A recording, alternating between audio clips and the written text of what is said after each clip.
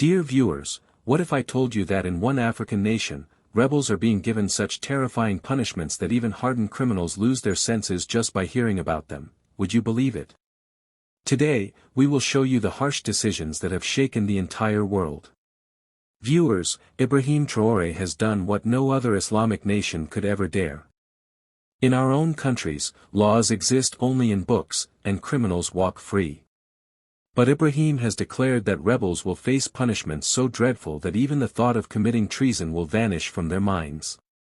But what exactly are these punishments, and how did Ibrahim find the courage to take such a step?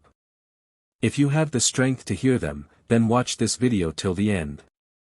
The first punishment is so horrifying that even the most hardened rebels tremble at its name. It is called the Torment of Rats. The prisoner is tied down flat on the ground, and a metal pot is placed on his chest or stomach. Inside the pot are starving, wild rats. Then fire is lit beneath the pot. As the metal heats up, the rats panic, desperately searching for a way out. And the only way out is through the prisoner's flesh. Within moments, the rats dig into his skin with their sharp teeth and claws, burrowing tunnels inside his body. The prisoner screams and writhes, but the chains hold him down. This torment is both physical and mental, because the prisoner knows the agony will not end quickly, it will grow worse with every passing second. Many rebels confess their crimes the moment this torture begins, while those who resist either lose their sanity or their lives.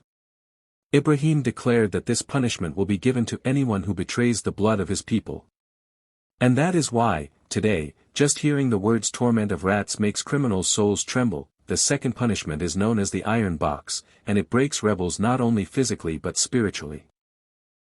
In this torment, the prisoner is locked inside a small iron cage, too small to stand, too tight to lie down, too cramped to sit in comfort. The iron walls freeze like ice in winter and burn like fire in summer. The captive is left there not for hours, but often for days. Inside, there is no light, no air, no relief. Only a small hole in the roof separates him from death. Every breath becomes a new agony. Worst of all is the silence, complete and absolute. No voices, no human contact, only the sound of his own breathing and heartbeat slowly driving him insane. Many rebels lose their minds here, some break down and confess everything, while others simply wither away into death. The purpose of this punishment is not merely to destroy one man, but to create a scene so terrifying that no one else will ever dare think of rebellion. Sometimes this punishment begins with half-hanging. The rebel is suspended by the neck just long enough to touch the edge of death, yet left alive. As he gasps between life and death, he is brought down, his stomach cut open, and his organs displayed before his eyes. The torment does not end until he is finally beheaded. Next comes the punishment of the iron mask. At first glance, it may appear ordinary, but in reality, it is the most prolonged and unbearable torment of all. A heavy iron mask is locked tightly onto the prisoner's head, covering his face completely. Tiny holes are left only for breathing, but not for seeing. The prisoner cannot remove it, cannot loosen it. In summer, the iron burns like fire, in winter, it freezes like ice. Every moment becomes a new agony. Eating, drinking, sleeping, all are impossible. But the real torment is mental. After days of wearing the mask, the rebel begins to lose his very sense of self. He feels as though he has lost his identity, no longer a man but a living corpse. He longs to see his own face, but every time, the cold iron is all that greets him. And then, viewers, comes perhaps the most terrifying punishment of all, the drop of poison. Unlike sword or bullet, this torment is slow and relentless. The prisoner is tied to a chair, and before him is placed a cup of water. But this is no ordinary water, inside are small drops of poison. Not enough to kill instantly, but enough to set his veins on fire.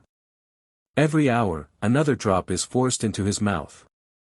At first it burns lightly, but as time passes, the poison spreads like acid through his body.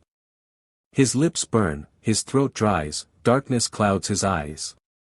The worst torment of all, he knows he is not dead yet. He knows more drops will come. This continues for days. Every hour, death comes closer, yet never finishes the job. The prisoner writhes in agony, begging for mercy, confessing his crimes, but the torment does not stop. Viewers, you have now seen the punishments Ibrahim Traoré has imposed on traitors and rebels, punishments so terrifying that even the boldest criminals are shaken to their core. The question we must ask: if such laws were enforced in our own countries, would rebellion, corruption, and injustice still roam freely? Would criminals still hold such power? Do our rulers have the courage to make decisions as strong as Ibrahim's? Tell us what you think in the comments. And if you found this video powerful, don't forget to like and share so that this message reaches more people. And of course, subscribe to our channel, because we will continue bringing you the world's most shocking revelations and unbelievable truths. Dear friends, we must never forget, it is not enough to have laws written in books. They must be enforced. Ibrahim has shown the world that when a leader stands sincerely with his people and walks the path of justice, even the greatest rebel trembles.